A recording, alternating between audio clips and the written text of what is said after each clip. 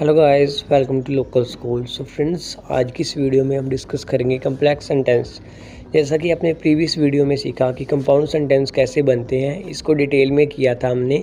अगर किसी ने कंपाउंड सेंटेंस वाली वीडियो नहीं देखी है, डिस्क्रिप्शन में उसका लिंक मिल जाएगा, पहले उसे देख लीजिए। क्योंकि गाइस आपके लिए ये 4 टाइप के सेंटेंस इंपॉर्टेंट है। अब तक मैं आपको मानकर चला हूँ कि सिंपल सेंटेंस आपको आते हैं और कंपाउंड मैंने आपको सिखा दिए हैं। आज की वीडियो में हम कम्प्लेक्स सेंटेंस सीखेंगे और इससे आगे जो वीडियो आएगी उसमें हम कंपाउंड प्लस कम्प्लेक्स, जब दोनों का कम्बिनेशन होगा उस तरह के सेंटेंस सीखेंगे। तो चलिए without wasting any time let's start our today's video. तो देखिएगा, इस कम्प्लेक्स सेंटेंस होते हैं जो सबसे पहले आप देख लीजिए इसकी डेफिनेशन क्या है या फिर हम इसको क्या कह सकते हैं। Complex sentence are one of the 4 main sentence. ये तो हमें पता है कि उनमें से एक है 4 मेन सेंटेंस फॉर्मेशन स्ट्रक्चर होती है। ये important guys, they are made up of. ये जो सेंटेंस होते हैं कम्प्लेक्स सेंटेंस, इसमें एक इंडिपेंडेंट क्लोज होता है और एक डिपेंडेंट क्लोज होता है। ये दोनों एक एक बार आने तो आवश्यक है। 2 बार आ सकते हैं डिपेंडेंट क्लोज और इंडिपेंडेंट क्लोज, लेकिन एक तो मिनिमम है, एक तो आना चाहिए। अब आप कंफ्यूज होंगे कि इंडिपेंडेंट क्लोज और डिपेंडेंट क्लोज क्या होता है। देखिए गाइस, मैं आपको बताता हूँ। क्लोज का मतलब होता है वाक्य का कुछ हिस्सा, लेकिन यहाँ पर इंडिपेंडेंट क्लोज का मतलब क्या है, वाक्य का वो हिस्सा जो अपने आप में अपना पूरा मतलब निकाल देता है, मतलब कि वो सेंटेंस पूरा कर देता है। तो उसको इंडिपेंडेंट क्लोज कहता है कि उसको किसी की आवश्यकता नहीं है अपना पूरा अर्थ समझाने में। तो वो खुद ही सक्षम है कि वो अपना अर्थ बता सकता है, वो हिस्सा वाक्य का, उसको इंडिपेंडेंट क्लोज बोला जाता है। अगर आप इंडिपेंडेंट क्लोज के नाम से थोड़ा कंफ्यूज होते हैं तो आप इसको सिंपल सेंटेंस कह सकते हैं, क्योंकि सिंपल सेंटेंस भी एक इंडिपेंडेंट क्लोज होता है। और डिपेंडेंट क्लोज क्या होता है गाइस? डिपेंडेंट क्लोज होता है कि वो वाक्य का वो हिस्सा जिसको अपने आप को कंप्लीट करने में, अपना अर्थ एक्सप्लेन करने में कि मेरा अर्थ क्या है, उसको किसी और वाक्य का सहारा लेना पड़ता है। तो उसको वो वाक्य, वो क्लोज किसी और क्लोज पर डिपेंडेंट है, तो इसको कहते हैं डिपेंडेंट क्लोज। होप अब आपको इंडिपेंडेंट और डिपेंडेंट क्लोज क्लियर होगा। जो ये मैंने आपको इसलिए बताया क्योंकि सारी वीडियो में मैं इंडिपेंडेंट क्लोज और डिपेंडेंट क्लोज की बात करूँगा, ताकि आपको कन्फ्यूज़न ना हो कि मैं क्या बोल रहा हूँ। अगर आपको नहीं समझ आया तो एक बार आप वीडियो को रिवर्स करो और फिर से देख लो, आपको बिल्कुल क्लियर हो जाएगा। तो देखिए गाइस, यही है कि जो हमारा कम्प्लेक्स सेंटेंस होता है उसमें क्या होता है, एक तो डिपेंडेंट क्लोज होता है, दूसरा इंडिपेंडेंट क्लोज होता है। ये दोनों तो होंगे ही होंगे जब भी हम कम्प्लेक्स सेंटेंस बनाएंगे। तो ये पता क्या होता है, सब ऑर्डिनेटिंग कंजंक्शन के साथ जुड़े होते हैं। जैसे यहाँ पर नहीं, मैं आगे बताता हूँ आपको ज़्यादा क्लियरिटी आएगी। जैसे गाइस ये देखिए, वो यूज़ कम्प्लेक्स सेंटेंस। पहले क्या है, हम कम्प्लेक्स सेंटेंस को तब यूज़ करते हैं जब हमने इंडिकेट करना हो एक रिलेशनशिप को बिटवीन 2 आइडियाज़, कि दोनों आइडियाज़ में क्या रिलेशन है। जब हम उसको इंडिकेट करना हो तब हम कम्प्लेक्स सेंटेंस बनाते हैं। और तब हम क्या करते हैं कि 2 आइडियाज़ में से कौन सा इंपॉर्टेंट है, जब मैं which of the 2 is more important. Like as यहाँ देखिएगा, इस एग्जांपल देखिए, I went to the super market. मैं सुपर मार्केट गया। We were out of milk. We were out of milk का मीनिंग क्या होता है, there were no milk in the kitchen. हमारे घर पे दूध नहीं था। तो क्या है, अगर इन दोनों सेंटेंस को आप वैसे लिख देते हो, I went to the market, we were out of milk, तो जिसको थोड़ी बहुत नॉलेज होगी, एग्जामिनर जी समझ जाएगा कि ये दोनों सेंटेंस आपस में इंटरलिंक है।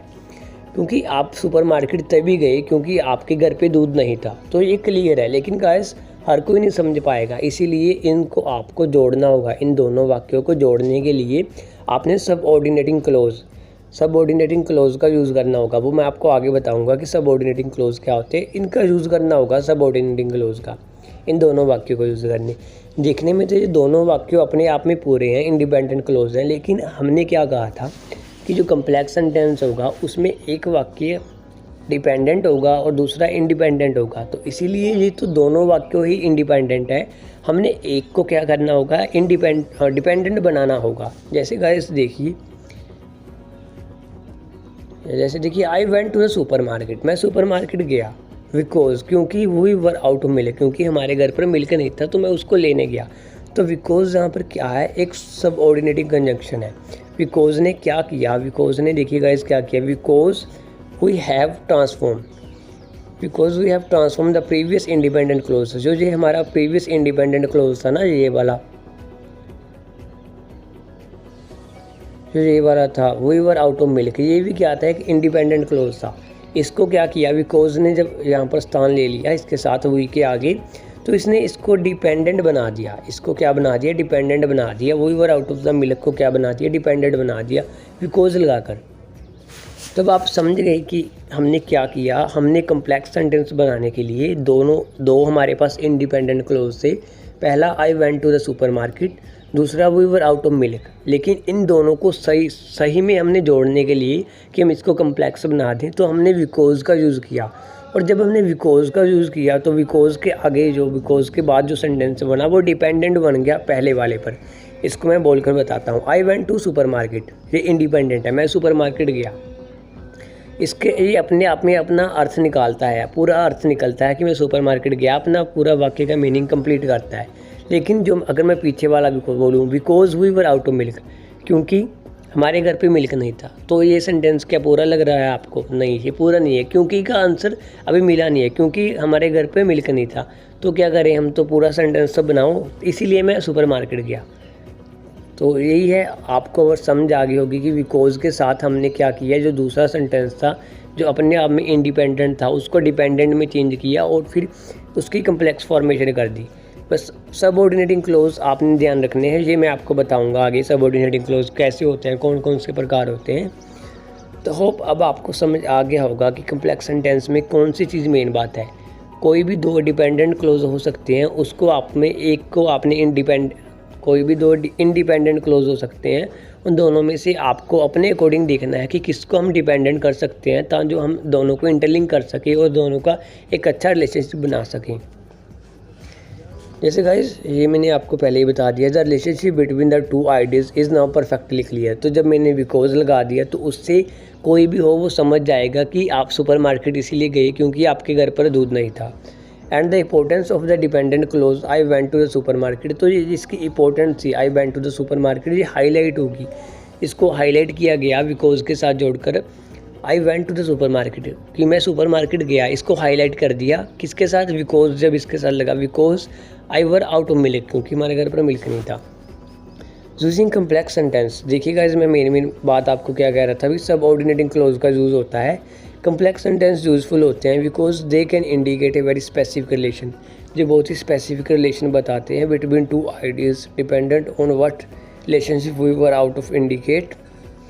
बस मेन चीज़ आपको सबऑर्डिनेटिंग क्लोज है, मैं आपको ये बताता हूँ अब सबऑर्डिनेटिंग क्लोज क्या होते हैं। सबऑर्डिनेटिंग क्लोज बताने से पहले आप थोड़ी एग्जांपल्स देखेंगे गाइस। इसमें क्या है, देखिए ये भी एक सबऑर्डिनेटिंग क्लोज है, ये भी एक सबऑर्डिनेटिंग क्लोज है, ये भी एक सबऑर्डिनेटिंग क्लोज है, ये तीनों सबऑर्डिनेटिंग क्लोज हैं। तो ये किया गया है इस एग्जांपल में, जैसे देखिए he is going to pass his test, वो अपना टेस्ट पास कर लेगा, even if he does not study, अगर वो स्टडी भी नहीं करेगा ना तब भी वो पास हो जाएगा। तो ये क्या है, एक स्पेसिफिक आउटकम है, एक सोची समझी मतलब कि हाइपोथेटिकल है, मानी गई है कि अगर वो ये पढ़ाई भी नहीं करेगा तब भी वो पास हो जाएगा।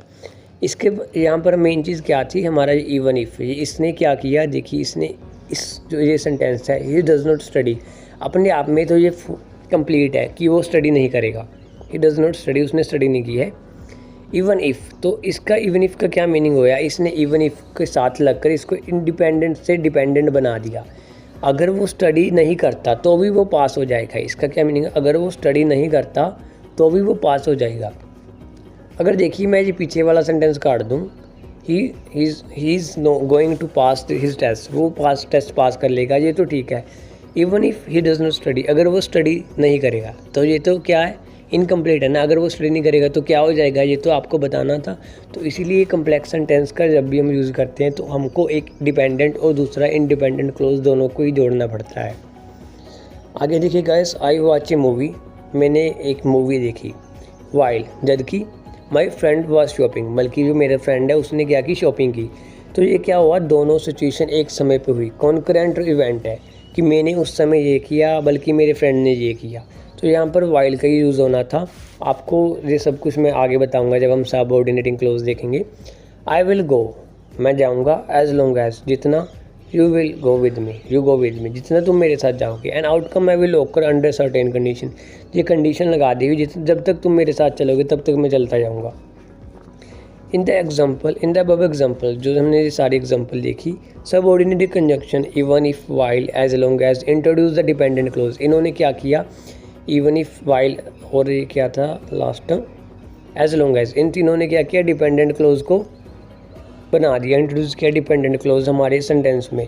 Specify the relationship to the clause independent clause, relationship बनाया इंडिपेंडेंट क्लोज के साथ। होप आपको ये क्लियर हो गया। अब हम बात करते हैं हमारी मेन चीज़ जो इस वीडियो में सबसे मेन है, वो क्या है, most subordinating conjunction, most common subordinating conjunction. Guys यही होते हैं सारे सबऑर्डिनेटिंग कंजंक्शंस। आप देख लीजिए, आप कहते हैं ना कि हमारे ऐसे में वैरायटी ऑफ सेंटेंसेस कैसे आएंगी।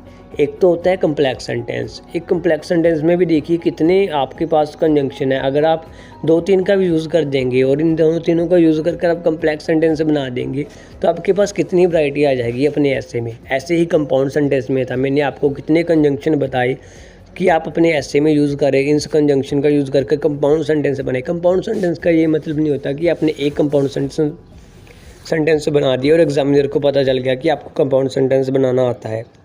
नहीं गाइस, कम से कम आप 2-3 सेंटेंस तो बनाएं कंपाउंड में अलग अलग वैरायटी के साथ। और जैसे कि ये कम्प्लेक्स सेंटेंस है, आप कैसे बना सकते हैं, एज का यूज़ करें आप, बिकॉज, सिंस। जब भी आपने कारण बताना हो, जब भी आपने कारण बताना है तो आप इन तीनों का यूज़ कर सकते हैं। जब भी आपने कंपैरिजन करना है, जब भी आपने कंपैरिजन करना है गाइस, तब आप इन सभी का यूज़ कर सकते हैं। जस्ट एज, आल्थो, इवन थो, वेयर एज एंड वाइल। आपके पास ये 6 हैं, इनमें से आप किसी का भी यूज़ करें, इन तीनों में से किसी का भी यूज़ करें। जब आप कारण बताते हैं, जब आपने कंडीशन बतानी है, तो आप even if, as long as, in case, providing, that, providing, इनका यूज़ कर सकते हैं। जब आपने प्लेस के साथ जोड़ना है किसी को, तब वो वेयर एंड वेयर एवर के साथ यूज़ कर सकते हैं। रीज़न बताने के लिए आप in order, that, so, that का यूज़ कर सकते हैं। टाइम के लिए आप after, before, as soon as, once, until, when, whenever, while, इन सभी का यूज़ कर सकते हैं। जी आपने ध्यान में रखना है गाइस, आप इसको कैसे यूज़ करेंगे। अगर आप स्पेसिफिक वीडियो चाहते हैं कि मैं इन सभी कोऑर्डिनेटिंग जो हमारे सबऑर्डिनेटिंग क्लोज कंजंक्शन है, इन पर भी एक स्पेसिफिक वीडियो लेकर आऊँ तो आप मुझे बता देना, मैं वो भी एक लेकर आऊँगा, ताकि जो आप अपने ऐसे में मिस्टेक्स ना कर पाएँ और आप इजीली कम्प्लेक्स सेंटेंस को बना सकें। तो मेन चीज़ इसमें यही है कि सबऑर्डिनेटिंग क्लोज इतनी टाइप की होती है। कई बार क्या होता है, स्टूडेंट्स क्या करते हैं, उसको कंफ्यूज किया जाता है। जैसे आल्थो के साथ उसको एक स्ट्रक्चर करवाई जाती है, बिफोर के साथ एक करवाई जाती है, ऐसे करके अलग अलग कितनी स्ट्रक्चर करवा देते हैं। लेकिन गाइस ये सभी पार्ट तो कम्प्लेक्स सेंटेंस का है ना। आपने अगर कम्प्लेक्स सेंटेंस सीख ली तो आप ये सारी स्ट्रक्चर अपने आप सीख जाओगे।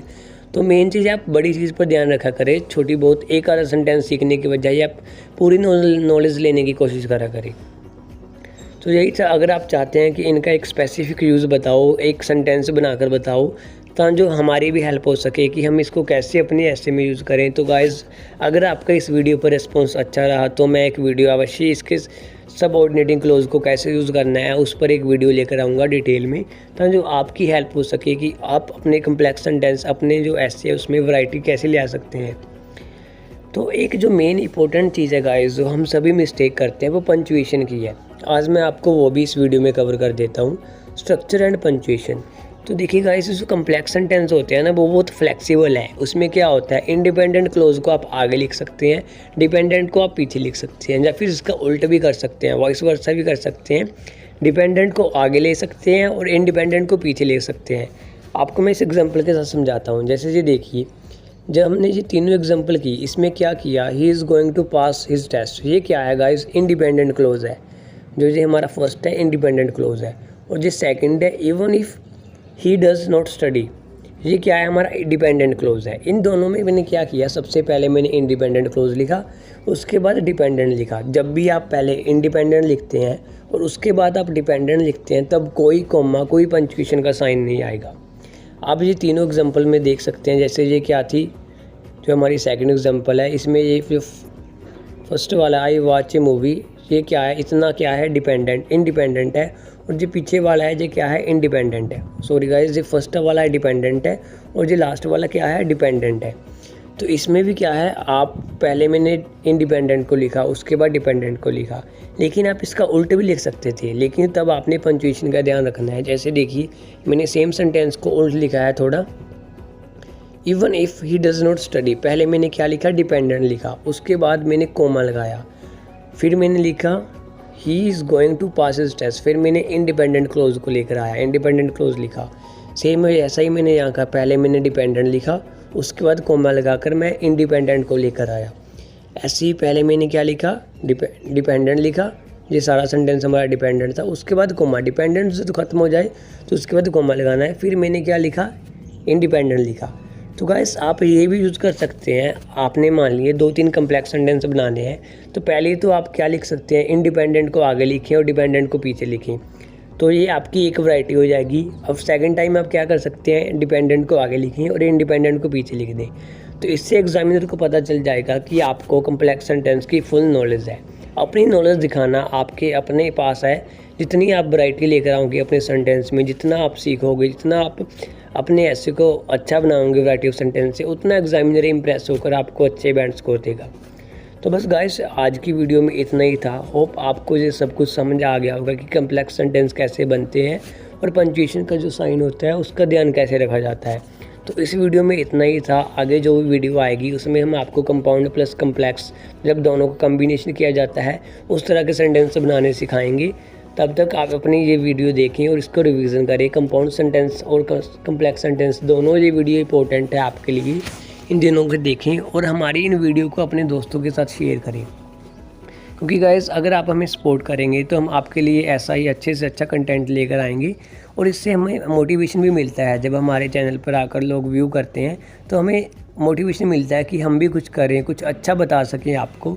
तो होप आप हमारी हेल्प करेंगे, हमें सपोर्ट करेंगे और अपनी प्रैक्टिस कंटिन्यू करेंगे ताकि आप अपने अच्छे बैंड स्कोर कर सकें। तो यही था आज की वीडियो में। Thanks for watching this video.